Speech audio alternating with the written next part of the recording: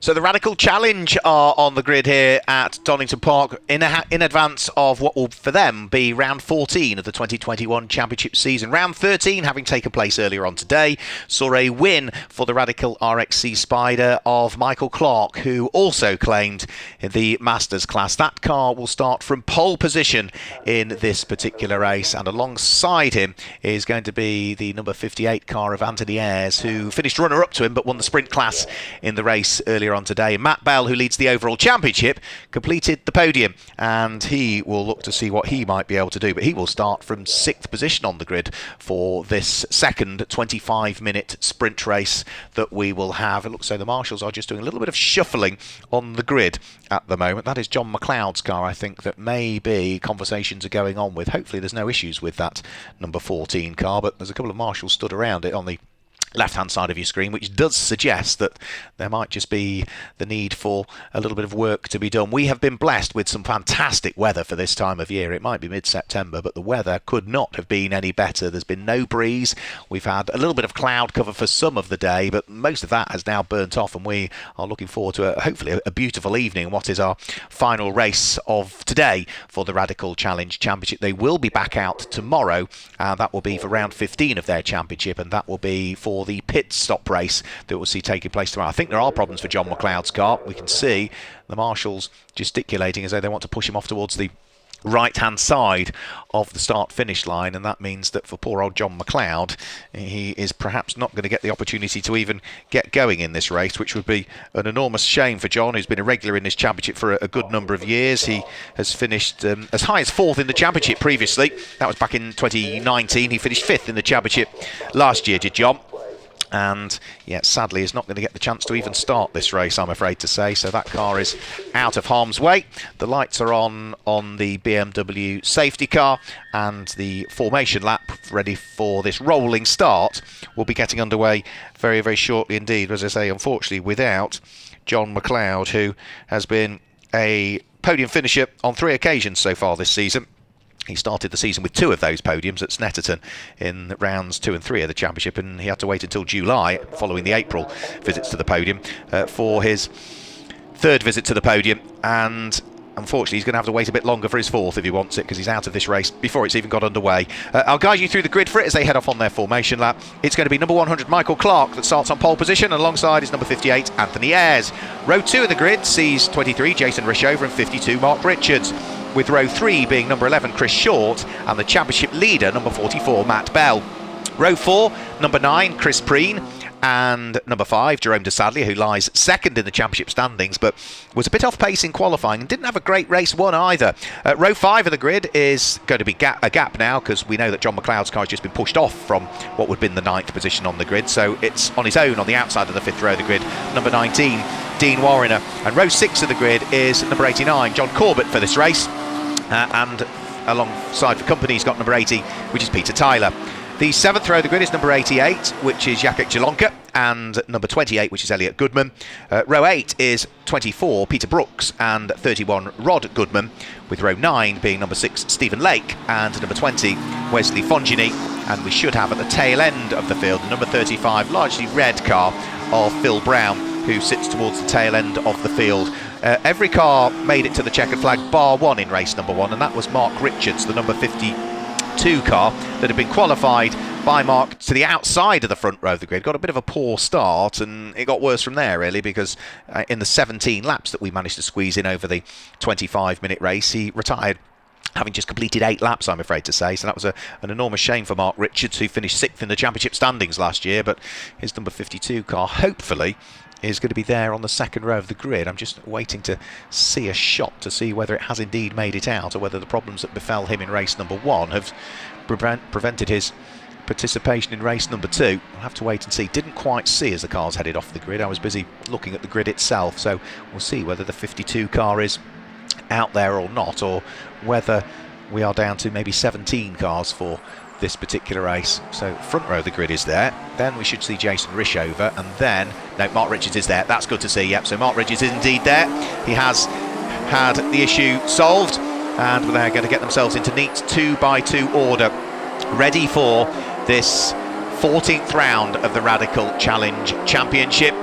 Various subcategories. We've got the main championship, we've got the sprint championship, which is for just these sprint races, and of course we've got the other championship, which is for the pit stop races only. You've got the subclasses within it for the Masters, for the Sprint and the Fangio as well. So plenty to have a go at in Radical Racing as the lights go out and we get the 25-minute race underway. Michael Clark leads the pack up towards Redgate Corner as Anthony Ayres looks to try and slot himself through into second place. Mark Richards trying to draw himself alongside Jason Rishover, but I think Chris Preen looks to try and unpick them, and Mark Richards is through the gravel trap, and again it's not a great start to the race for Mark Richards. We saw him have problems in race number 1 and he's tumbled all the way to the tail end of the field in race number 2. So it is going to be Michael Clark that leads. We saw in race number 1 the Radical RXC Spider get picked off in the early stages of the race by the SR3s, who were seeming to be quicker on cold tyres and are far more nimble through the twiddly bits, but it's been a much better start from Michael Clark this time through,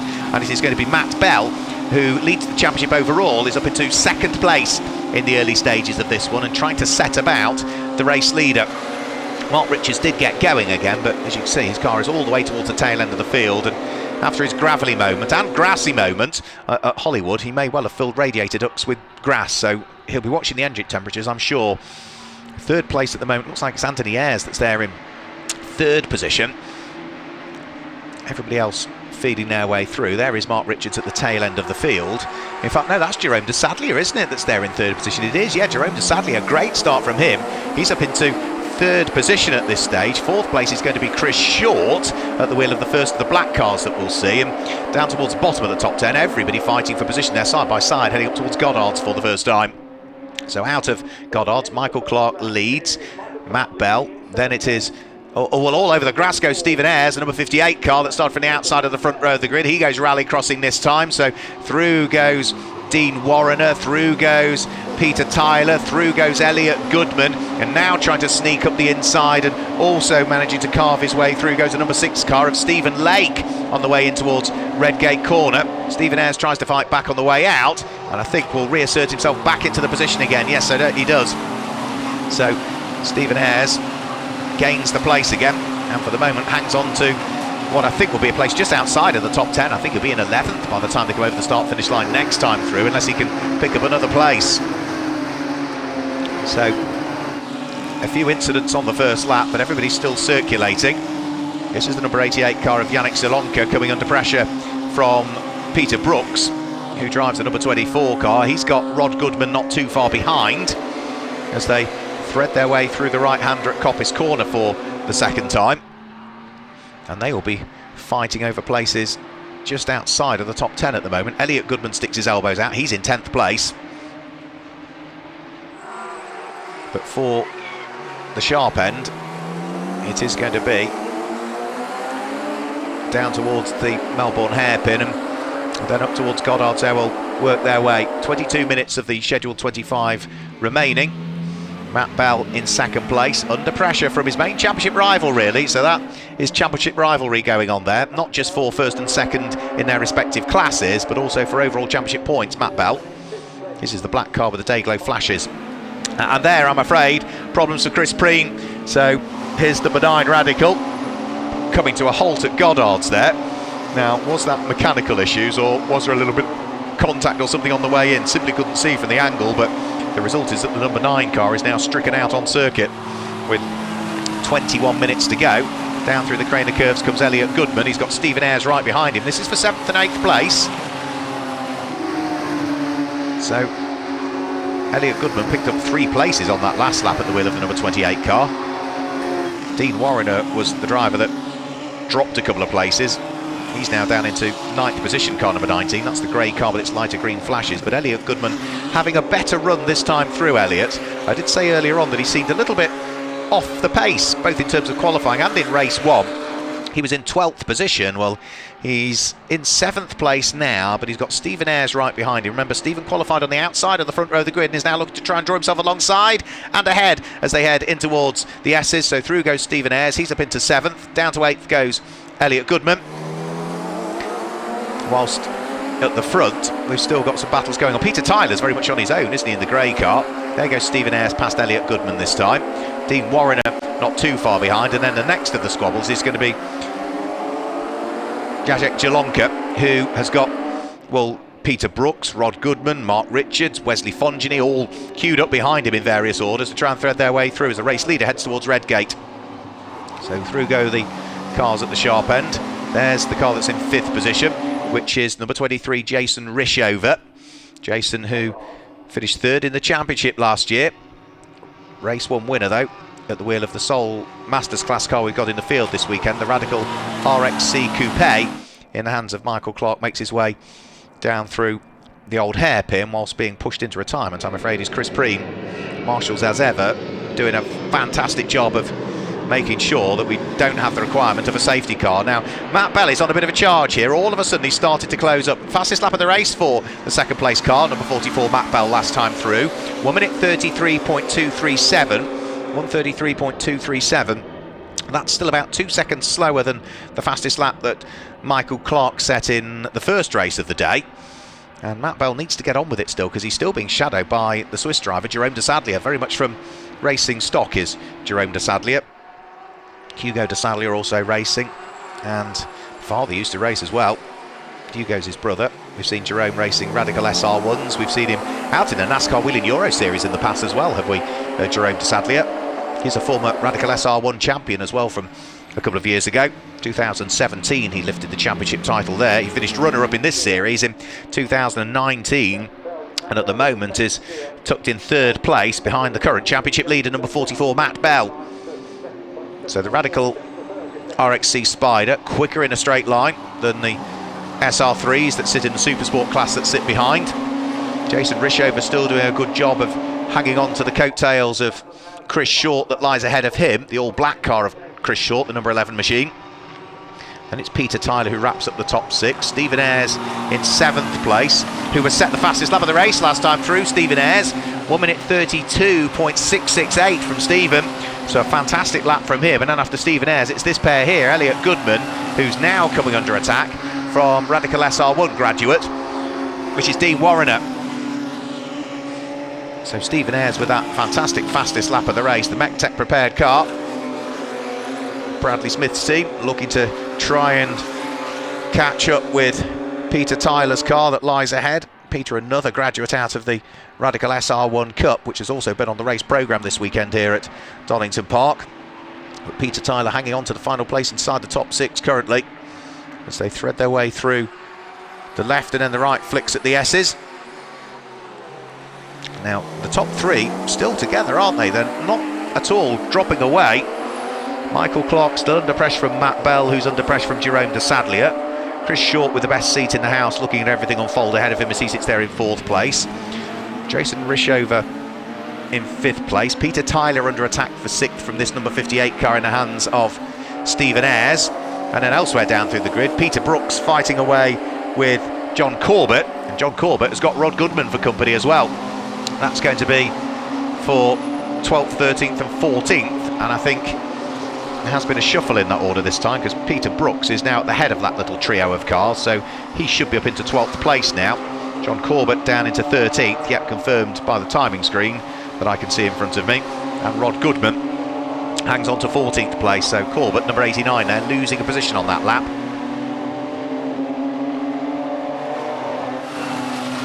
So they will work their way down through the Craner curves. Stephen Ayres again with another new fastest lap of the race last time through for the charging number 58 car. 1 minute 32.513 from him.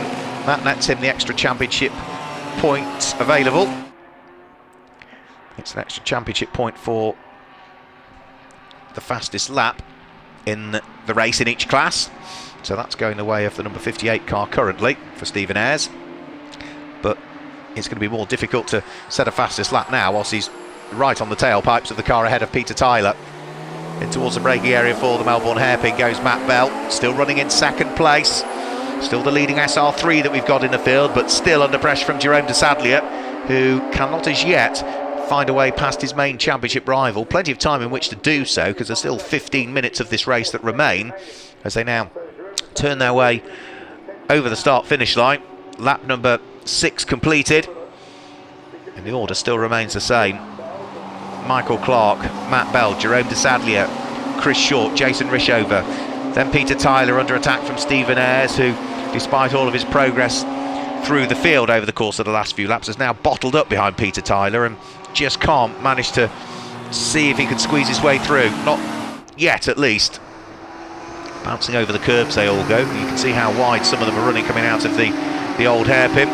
That's where there's been a fair amount of transgressions of the circuit limits, not from the radicals necessarily, but from all the other series that we've had here at Donington Park over the course of the day. And there goes Stephen Ayres up the inside, going into towards McLean's corner. Nice and neat pass. Up inside the top 6 goes the number 58 car. Peter Tyler now drops down into what will be 7th position from him, and has already started to lose ground on the car that's only a corner ago, taking the place away from him. We've also had a change for 8th place, because it looks as though number 19, Dean Warriner, has got himself ahead of Elliot Goodman. That will be the next pair just behind this shot. Yeah, there comes the grey and the light green car of Dean Warriner, now ahead of the car with its gold flashes of Elliot Goodman. And after that, it's going to be Jack Jalonka fighting away with Mark Richards, who, say, qualified on the front row of the grid for race number 1 and had a poor race and retired, and qualified on the second row of the grid for this race and had his off at the first corner. So it's been a bit of a day to forget, really, for the number 52 car of Mark Richards. Promised one heck of a lot at the beginning of the weekend. Now, Matt Bell has been unpicked somewhere by Jerome de Sadlier, because the number 5 car now is ahead of his main championship rival, Matt Bell. So quite when that happened, I would imagine perhaps on the approach towards Goddard's, or a small mistake down at the Melbourne hairpin for Matt Bell. But de Sadlier is through, having picked up the place, and will look to try and pull away now. It's been a much better second race from Jerome de Sadlier. So qualifying didn't go his way. He set a couple of quick lap times, but lost his 2 best lap times in qualifying for going beyond the circuit limits, exceeding the track limits. So that meant that he was starting both races further down from the grid than he wanted to. The car and Jerome just didn't really gel, didn't come alive in race number 1, but this is more like it from Jerome de Sadlier. Into second place, trying to hunt down the race leader, who last time through, Michael Clark, popped in the fastest lap of the race, 1 minute 32.459, 132.459. That's still a second adrift of the times that Michael was doing in race number 1 at the wheel of his number 100 Radical RXC. And off, I'm afraid, that's Wesley Fongini that is off. And Mark Richards, I think that is, that's in the gravel. Yes, it is, the 52 car digging its way back out of the gravel. Now, they were fighting for 10th and 11th positions. Now, Mark Richards will continue in the race, albeit he has now dropped way, way down through the order. He's going to be down in something like 15th position, I think, at the end of this lap. And for the car that was doing battle with him, it looks as though Jalonka is out of the race, whilst the safety car is heading out onto track. And I'm afraid the safety car didn't make it out of the pit lane before the race leader and the top 3 or 4 cars went through. So safety car will have to wave past all the rest of the cars and wait until car number 100, which is Michael Clark, has managed to do another full lap to catch it up. So Michael Clark, you do need to slow down under the safety car, but what he probably needs to do is drive at about 85%, 90%, so that he catches the safety car a lot quicker, and the safety car should wave through the rest of the field, one would have thought, as and when it's instructed to do so by race control. So the first of the cars that at the moment is behind the safety car is going to be the car that's in 6th position in the race, which is the number 58 car of Anthony Ayres. So Anthony Ayres is not allowed to overtake the safety car until the safety car observer indicates for him to pass, and the safety car observer will only do that when the instruction is received from race control to wave the cars behind through.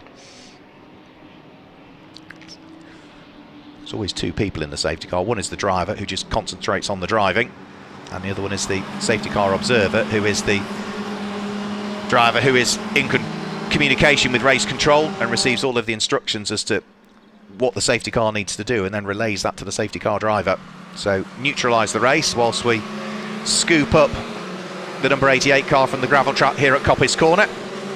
So past the scene of the stricken number 88 Radical, they will thread their way. Shouldn't take long to recover the car. And there we go, look, it says that safety car observer waving the cars by. He's received the instruction from race control to wave the cars by. The car of Jalonka is hauled even deeper into the gravel trap, so that it's moved further out of harm's way. up at Coppice Corner. And now that it is fully clear at Coppice Corner, it will be detached from the telehandler.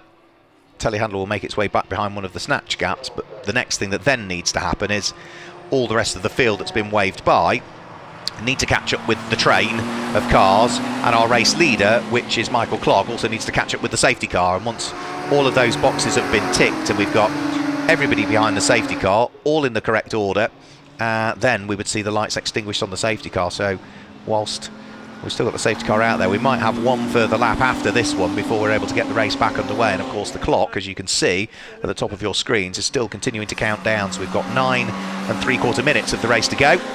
And just to run you through the order, car number 100, Michael Clark, leads the race and leads the Masters class. Second in the race is the number 5 car, Jerome de Sadlier, who leads the main Supersports class at this stage.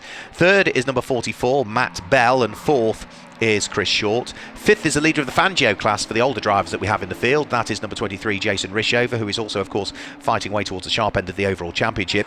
And after that, in 6th place, it will be number 58, Anthony Ayres. 7th is number 80, Peter Tyler. 8th is 19, Dean Warren. And 9th is 28, Elliot Goodman. Completing the top 10 is Peter Brooks. Rod Goodman is there in 11th place. Richard Corbett is in 12th position. 13th is where we see number 6, which is going to be Stephen Lake, that sits there in 13th place. Mark Richards, after his problems at turn number 1 and his rally crossing moment and the tangle that he had with Jalonka, is there in 14th place, that tangle bringing about this safety car. 15th is the number 20 car, which is going to be Wesley Fongini, and 16th and the last of the runners now is going to be number 35, Phil Brown, because we've lost Jalonka up in the gravel track there at what will be Coppice Corner. We lost Chris Preen with problems at the final corner, which was Goddard's, and of course poor old John McLeod lined up on the grid, but then before we even got the rolling lap underway had to be pushed off to the side, so he didn't even get to start the 14th round of the championship, I'm afraid. So through the Craner curves, everybody else you can see in the background is slowly catching up with the train now behind the safety car, so I strongly suspect this will be the last lap that we require behind the safety car, because the race leader is the first of those behind the safety car, and you can see, yeah, the pack of cars now is pretty much fully formed behind. Perhaps another 3 or 4 cars to catch up, because I think it was Peter Brooks was the last of the cars I could see in the queue behind the safety car. Yeah, there's Peter Brooks, right, there's Rod Goodman. There's Mark Richards, there's Wesley Fongini, and I think there's just one more car. There it is, the red car has managed to catch up as well, Phil Brown, so that is everybody that is still in the race now is in the queue behind the safety car, so that will be indicated to race control. The red car at the background of the shot is the last of those that needs to join the queue, so we should see the lights extinguished on the safety car before too much longer, and that will be the indication that we are about to go back green flag racing. The lights will be extinguished as the safety car usually turns onto the Grand Prix circuit here at Donington Park. So once it's gone through the S's, flick the lights out, and everybody will then know that it's time to go racing once more for what is likely to be around 6.5 minutes remaining on the clock by the time they get over the start finish line. Yep, so lights are out on the safety car. Michael Clark seems keen to get things back underway again, because he's still tucked right up behind the safety car. His best bet would be just to ease off a little bit so he's got some space to accelerate into. Peter Tyler almost runs wide there, and I thought he was heading to the gravel for a split second there, just managed to outbrake himself on some cold tyres that have lost a bit of temperature. But we're about to get things back underway then in the Radical Challenge after the brief safety car period to clear up the incident there at Coppice Corner. Safety car will peel its way in towards the pit lane, and the race can now get itself back underway. So yellow flags are replaced by green flags, the green light comes back on, and already the race leader is sprinting away, but already Jerome de Sadlier is coming under pressure from Chris Bell, who is weaving around behind Jerome de Sadlier. Chris Short is still looking to try and stick his elbows out and hang on to 4th place. Jason Rishover has other ideas, but I don't think Rishover has seen that the car of Anthony Ayres was right with him. There was a puff of smoke between the two of them, and now side by side for 2nd place as Jerome de Sadlier almost ran into the side of Matt Bell, who is brave to hang it out around the outside at part of the Craner curves and take up 2nd place again once more. Jerome de Sadlier down into 3rd, but already coming under pressure from the number 11 car of Chris Short that sits behind. Jason Rishover not too far behind either, and Anthony Ayres looking to try and join in the fun as well as they thread their way up towards Coppice Corner. Oh, Jason Rishover was about to turn in towards Coppice corner, but Anthony Ayres was hugely decisive that he wanted the place, dived his way through, and at the last minute, Jason Rishover had to ease off the steering input into the corner. So Anthony Ayres goes through, and now he's trying to attack Chris Short for 4th position, the all-black number 11 car. So great fight going on. It really has been a good restart also from Anthony Ayres. Remember, he started on the outside of the front row of the grid and has now, I think, had problems coming through the S's. Yeah, because all of that hard work he's done, he's lost places all of a sudden, because through has gone Peter Tyler, through has gone Dean Warriner, through has gone Elliot Goodman, and the number 58 car of Anthony Ayres is now going to be back down into something like 9th position, I think. Yeah, running side by side with Elliot Goodman as they come round through Goddard's corner. And yeah, the largely white and black and red machine just heading towards the camera now. Well, that is 2 places lost for Anthony Ayres, having previously gained 2 places at the beginning of the lap. So up 2, down 4, net gain -2, I'm afraid. There's a raft of grass at the top of Hollywood there, so somebody had a bit of a moment on the restart. Had that have happened earlier on in the race, it would have already been dispersed. And I think it may well be somebody towards the sharp end of this race. Michael Clark still continuing to lead the race. We're looking at Dean Warriner at the moment, who has got his hands rather full of Anthony Ayres, Elliot Goodman, Peter Brooks, all of whom are queued up behind. That's the point at which Anthony Ayres was very decisive on the previous lap, and this time he's trying to get the overlap on Dean Warriner, but he's on the right-hand side of the circuit. That is the outside line when they head towards the S's, but is he going to make it through and ahead of Dean Warriner? Who's braver on the brakes? No, Dean Warriner backs out of it, so place gained again for Anthony Ayres. He is now up into 7th position, whilst for what is now 4th position, number 23 Jason Rishover has made it stick and gained a place. Now Elliot Goodman has also been picked off, has he, by Anthony Ayres? No, Anthony Ayres has lost the place again, hasn't he? Dean Warriner's back through once more. So, yeah, he has, number 58. Anthony Ayres, he's gained and probably lost more places than anybody. He's running wide also at the exit of the exit of Goddard's there. So, runs the car wide onto the grass, loses a little bit of momentum, but Elliot Goodman is not able to pounce as they head in towards the braking area for Redgate corner. Mark Richards dives up the inside of the 31 car of Rod Goodman to gain the place. So that is going to be 11th place now for Mark Richards, who started, remember, in 4th position on the grid. But for Anthony Ayres, having got himself through and ahead of the number 19 car of Dean Warriner last time through, he's tasked with doing the same. Going rally crossing is Elliot Goodman. He's going to lose a bit of momentum up the hill and up towards Swans Curve, which gives Peter Brooks the opportunity to try and stick his nose up the inside. That's not quite going to work, so the number 24 car tucks itself back behind the black car with its gold flashes once more in the hands of Elliot Goodman, who rather got away with that moment down there at the old hairpin. And Mark Richards is poised and ready to pounce at the wheel of the number 52 car as well. So good squabble going on for 8th, 9th and 10th position. Couple of minutes to go in this race, with Michael Clark looking to try and make it 2 out of 2 if he can in rounds 13 and this one, round 14 of the Radical Challenge Championship. But he will get over the start-finish line and start his penultimate lap this time through. So up towards the braking area for Goddard, about to start the penultimate lap of the race, I suspect it will be. He'll get over the start-finish line, and as he heads over the start-finish line, yeah, 1 minute and 42 seconds to go. That was a 1 minute and 32 second lap, so should be about 10 seconds left on the clock next time he heads towards the start-finish line. And the problem is, he can't afford to ease off a little bit, because he's got Matt Bell not too far behind him. If he had a larger lead, he could just ease off, couldn't he, to a degree, and just coast it home without doing the extra lap. But that is not an option for our race leader, because he only leads by 1.3 seconds heading on to lap number 15. So past Starkey's Bridge, Jerome de Sadlier sitting there in 3rd place still. So there's Matt Bell in 2nd, there's Jerome de Sadlier in 3rd place, Jason Rishover in 4th, Chris Short in 5th, Peter Tyler, there he goes in 6th place, Gary, the car of Warriner still sitting there, just managing to hang on to the place. Dean Warriner, or did at least through McLean's corner, but lost out from Anthony Ayres by the time they get up towards Coppice. So Anthony Ayres now up into 7th position. Dean Warriner back down into 8th place, which is where he was a few laps ago. And then we've got Elliot Goodman fighting away with Mark Richards, Peter Brooks and Rod Goodman, the next little quartet that are all feeding their way through the S's for the penultimate time.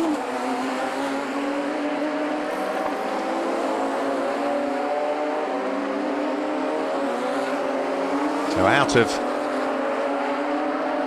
Melbourne Hairpin. Over the start-finish line now comes our race leader. The fastest lap of the race, by the way, still with number 58, Anthony Ayres, rather. Anthony Ayres, 1 minute 32.231. Now, Jason Rishover for 4th place, under enormous pressure now from Chris Short, having to defend on the run towards Redgate Corner. Is confident enough to be able to jink out to take as wide a line in towards the corner as he can. Runs a little bit wide on the exit, but still hangs on to the position, just Jason Rishover, as they thread their way downhill through the Craner curves for the final time. And then, after they've worked their way through the old hairpin, which isn't really a hairpin, it's a pretty fast corner to say the least, the old hairpin. Running a little bit wide is Chris Short in 5th place. That will perhaps just hamper his progress, as maybe he had to lift off the throttle for just a split second as the car started to run out wide from him. But he's still within touching distance. Any mistake at all from Jason Rishover and he could pounce. Rishover still comfortably leading the Fangio class at the moment from the grey and Dayglow car of Peter Tyler that's second in the Fangio class. You should see Peter Tyler in the background of the shot any second now. There he is, yeah. So, a couple of places up the road is Jason Rishover leading the Fangio class. But up towards the Melbourne Hairpin for the final time comes our race leader, Michael Clark. We've not seen huge amounts of him in the Radical Challenge Championship in 2021.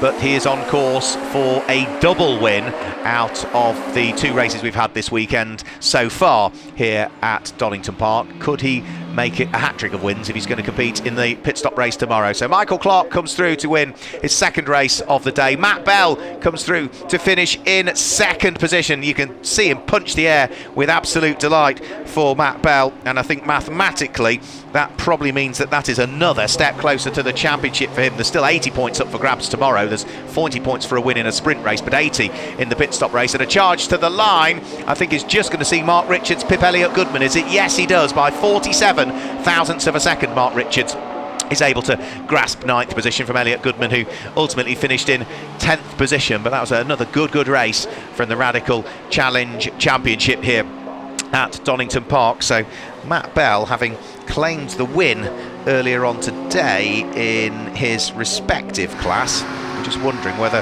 that now puts him out of touch in terms of the championship. There's still going to be three races to come at Spa-Francorchamps for their final championship round, which is on the 16th and 17th of October. So there's 120 points available in that particular race. There's still another 80 available for tomorrow, plus fastest lap, so that's 200 points.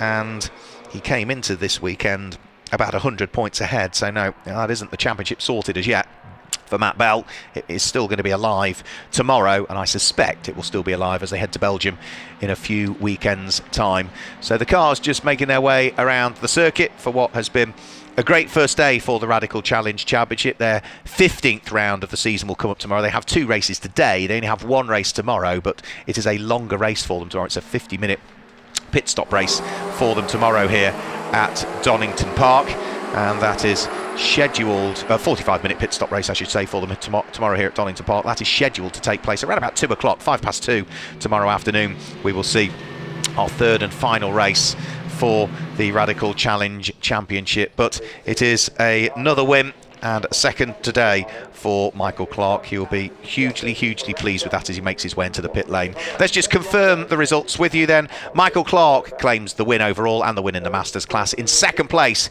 is Matt Bell, the championship leader, who also wins his class, and in 3rd place it is Jerome de Sadlier. 4th place is Jason Rishover. He also picks up top honours in the Fangio Trophy. 5th place goes the way of Chris Short, and 6th place was Peter Tyler. 7th place in the end for Anthony Ayres. 8th place was Dean Warrener, and 9th place was Mark Richards, with Elliot Goodman completing the top 10. That was round 15 of the Radical Challenge Championship here from Donington Park. I hope you enjoyed the racing that we've shown you today, and well, that's it from all of us here at Donington Park. Don't forget though, we've got a full race programme coming up tomorrow, including the final race for the Radical Challenge Championship. So that's it for today. Have a good evening. We'll see you tomorrow. Goodbye.